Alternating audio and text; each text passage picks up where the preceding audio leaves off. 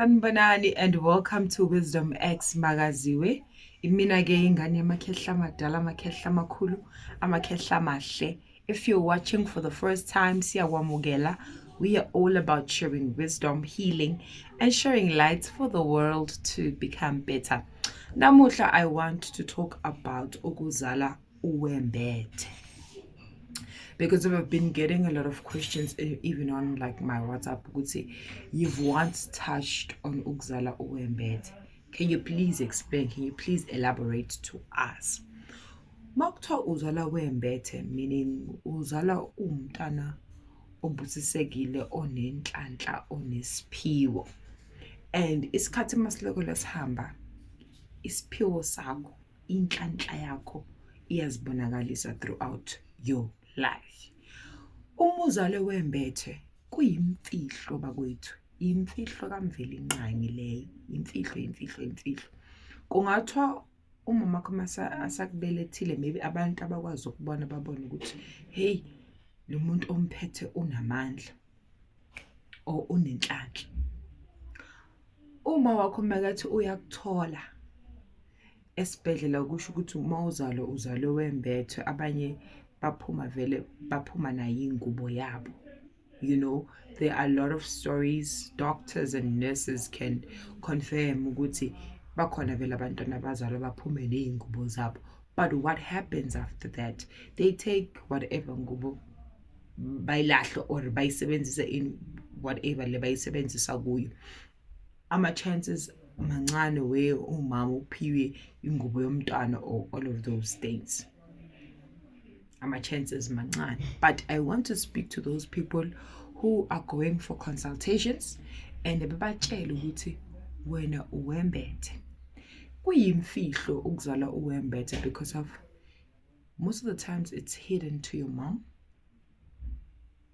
Even the people abazobe basiza umama wakho ngaleso sikhathi leso bazobona ukuthi special, but it ends there. Why kufihlekile? Kufihlekile because of, if a lot of people know ukuthi wena umntwana onesipho, umntwana onenhlanhla, you'll forever be attacked. And uma umntwana wembethe unenhlanhla, uyakhanya, into zakho nje kyalunga. You do experience challenges, but umuntu onenhlanhla naturally uzalwa nayo lento, iguwe lento. And as you grow in nature iyazibonakalisa la kuwena. And kuyahluka ke kubantwana abambethe. Kukhona abantwana abambethe who excel from primary school, high school, tertiary level. Vele sazi ukuthi halo mntana vele dala yistar. But yini into ebuhlungu ukuthi umntana abonakala sasemncane ukuthi uyistar. A lot of people try to attack that child. Family members, omakhelwane, they will attack that child if they know ukuthi lo mntana loyo uphiwe. Uthola ukuthi umntana ke manje akasaceda isikolo or usicedile isikolo but angayibona impumelelo after tertiary, or abone nje inkinga zakhe ziziningi. It is because eyakho inhlanhla abantu bayi-identifya usemncane. And akusho ukuthi ngoba balokolo bayagadla bakwenza zonke lezi zinto lezi inhlanhla yakho iphelile. They just make you to have a lot of challenges, but you always overcome those challenges. Bese kuba khona lapha bembethe, kodwa bafihlekile laba bantu laba, bafihlekile. Azokutshela nje ukuthi uyazi esikolweni I was so dull, I wasn't this bright child, but I made it to varsity. After varsity konke kwahamba kahle, ngathola umsebenzi, ngi-right. Right, umuntu uyaphila, into zakhe zihamba kahle. Has that person done any ritual? Nothing, nada, zero. Yonke into yakhe iza natural. So ngifuna ukukhuluma nabo laba bantu abathi bona bayoconsulta bese babatshela ukuthi babe bembethe. Yini into ekumele ukuthi bayenze? To be quite honest with you, there is nothing much you can do. Laba bantu abangithathayo bathi thenga inkukhu, thenga imbuzi, uwenza umsebenzi, ubonga ukuthi wembe. Cha, you were born naturally with it. Uzalwa nayo lento. Bangabe bayifihlela umamakho, bangabe bayifihlela umndeni wakho wonke, but wena mawuloko lukhula iyayiveza lento yakho yokuthi umntwana wenhlanhla, umntwana wokukhanya, iyaziveza isikhathi masileko lesihamba. Kunesizathu why iziveza ngaleso sikhathi leso, why ufihlekile, because of if a lot of people saw on you kube kudala baqumba phansi. I'll just make an example. Mina at this age enguyo, God is able to take me back and make me understand some of the things. Ukuthi yazi ushildiwe, you are protected. Bekunezinto ongangibekelwe zona ngiyingane ngimncane, kuneyiprofiti ezadlule esontweni eyiningi eyithusayo. Mangihleli namhlanje ngisho ukuthi ezesontweni bake bangiprofita bathi kodwa ngesikhathi sakhe umveli inqangi uyafika angibonisa ukuthi nayi into bebeyifuna ukuthi yenzakale ngaphezulu kwesimo sempilo yakho, kodwa angivumanga because ulethwe yimina, nayi into engikulethele yona. Simple as that. So wena ohleli out there otshelwayo ukuthi uwembethe, pray and reflect. Acknowledge ukuthi kuthiwa ngembethe shuthi kukhona nje nginamandla, nginokukhanya, nginenhlanhla. And then you are able to reflect back and see ukuthi my journey has been not so smooth, but uNkulunkulu ungishildile, ungidlulisile ezimeni eziningi. Hayi ukuthi uma umntana wenhlanhla you must have all the money in the world. Shuthi wena unabo bonke ubukhazikhazi, cha, unayinhlanhla, uphunyuka bemphethe, kuningi okukwenzakalelayo nje nawe ukuphinde ukukumangaza. So ungayithathi lento yokuba umuntu owembethe uyifake ekhanda ukuthi wena kumele ube nemali eningi and kunama rituals kumele wenze. The minute you start doing rituals, the minute you miss your natural blessing, because of it's natural, uzalwe nayo lento. Bakuthatha nje kini esibhedlela. Abanye bomama bayazi ingane zabo ukuthi zi-blessed, zinenhlanhla. Some parents know, some parents are shown even in their visions.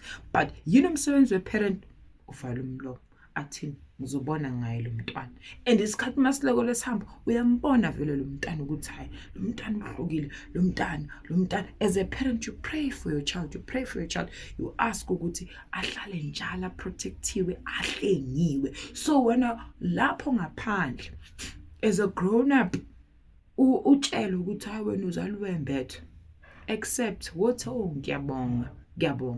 But now you need to now dig deep and say, wow, what has been happening in my life? Kuningi uNkulunkulu akungidlulise kukona. You might not see it, but angifuni abantu baqabanga ukuthi mangabe umntwana owembethe ufuna ukungitshela ukuthi ufuna ukuphatha yonke imali. Cha. Akuchazi lokho. Akuchazi ukuthi wena kumele ube nenhlanhla, because of kunamanye ama-story engiwaziyo wabantu abatshelwa ukuthi bambethe, bazala bembethe, babantwana benhlanhla, babantwana bemali. They went all out, bayenza ama-rituals, bayenza imisebenzi, being instructed by healers. Today umuntu akasebenzi. Today umuntu impilo yakhe ixakekile. Today umuntu akana way forward. Kanti laba bebahlala bathini, siyamukela ukuthi kuthiwa thina sizalwa sembethe. Sizoyibona ke ezisikhathi masiloko losihamba leyo nhlanhla ukuthi iza ngakuphi. Sizobona into zabo zenzakala naturally, bayathandwa, and isikhathi masihamba uyatshelwa, uyaboniswa uyena umveli inqangi nezidalwa zakini ingilo sezikuphethe, ziyakubonisa ukuthi nakho kumele ukuthi ukwenze, and then kulula nje. So ngiyanicela, do not be worried or do not stress yourself and be confused ukuthi ngembethe kanti kumele ngenzeni, ngihlabela abaphansi ngenxa yokuthi uwembethe. Hayi. God and your people know ukuthi umntwana wenhlanhla. So they have their own ways of locating you. They have their own ways of communicating with you. You might be not aware of it, but you must just start saying, ngembethe. Okay? ngifuna ukuyibona-ke le nhlanhla ngaphezu kwesimo sempilo yami. Ukhuleke, uthandaze, uhlale ku-alignment yakhe umveli inqangi because of waqala wahlaba iy'nkukhu wayenza izinto waqala uzobona ngathi izinto zakho azimove, uzobona izinto zi-stagnant. Baningi abantu abaney'tori zabo la ngokwembetha. Into kumele ukuthi uyazi ukwembetha mawumntwana ozalwa uwembethe imfihlo leyo, akusuwo wonke umuntu owaziyo. It's like you went for a consultation bese uyatshelwa ukuthi azona wazalwa wembetha. Kini abakaze bakutshele leyo nto leyo.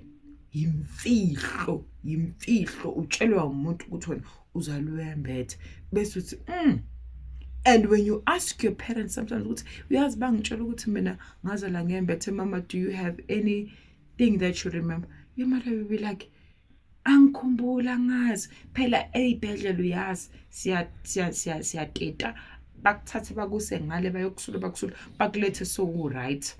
Uthi noma uso-right because of lento i-natural noma bangathatha whatever lento i-natural iyohlezi kuwena inawe ngaso sonke isikhathi. Ngesikhathi kuyacaca akube umusa nothando ngaphakathi kwamakhaya wenu. I love you so much guys. Mwah.